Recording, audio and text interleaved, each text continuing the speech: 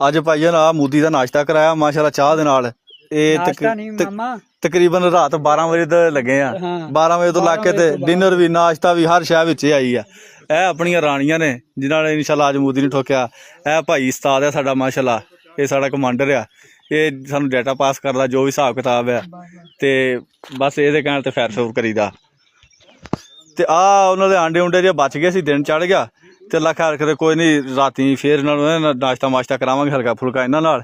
ਚਲੋ ਬਾਕੀ ਸਮਾਨ ਫੇਰ ਸਹੀ। ਉਹ ਪੁੱਤਰ ਓਏ ਖਿਲਾਰ ਦਿਓ ਇੱਧਰ ਵੇ।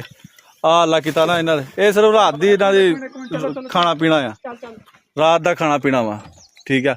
ਆ ਉਸਤਾਦ ਮਾਸ਼ਾਅੱਲਾ ਆਪਣਾ ਲੱਗਾ ਯਾਰ, ਅੱਲਾ ਨੂੰ ਸਿਹਤ ਦੇਵੇ, ਅੱਲਾ ਨੂੰ ਲੰਮੀ ਜ਼ਿੰਦਗੀ ਦੇਵੇ। ਕਹੋ ਉਸਤਾਦ ਹੈ ਆਪਣਾ ਮਾਸ਼ਾਅੱਲਾ। ਠੀਕ ਆ। ਬਾਕੀ ਅੱਲਾ ਖੈਰ ਕਰੇ। ਆ ਲੱਗੇ ਆ ਮੁੰਡੇ। ਹੁਣ ਸਾਡਾ ਦਿਨ ਚੜ ਗਿਆ ਭਾਈ ਹੁਣ, ਤੇ ਹੁਣ ਅਸੀਂ ਸੋਵਾਂਗੇ। ਉਹ ਸ਼ੇਰ ਆਂਦੇ ਨੇ ਵੀ 20 ਘੰਟੇ ਸੌਂਦਾ ਤੇ 4 ਘੰਟੇ ਸ਼ਿਕਾਰ ਕਰਦਾ, ਤੇ ਅਸੀਂ ਮਾਸ਼ਾਅੱਲਾ 4 ਘੰਟੇ ਸ਼ਿਕਾਰ ਕੀਤਾ ਹੁਣ।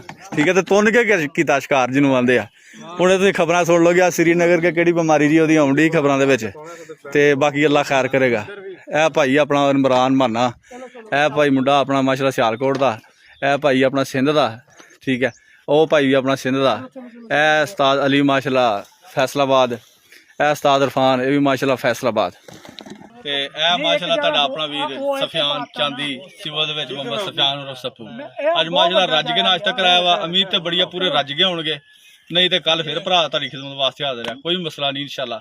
ਤੁਹਾਨੂੰ ਰਜਾਵਾਂਗੇ। ਮੁੱਦੀ ਪਰੇਸ਼ਾਨ ਨਾ ਹੋ ਪੁੱਤਰ ਓਏ, ਪੂਰੀ ਚਾਹ ਹੋਟਲ ਦੇ ਨੂੰ ਆਪਣਾ ਬਣਾ ਕੇ ਦਿਆਂਗੇ।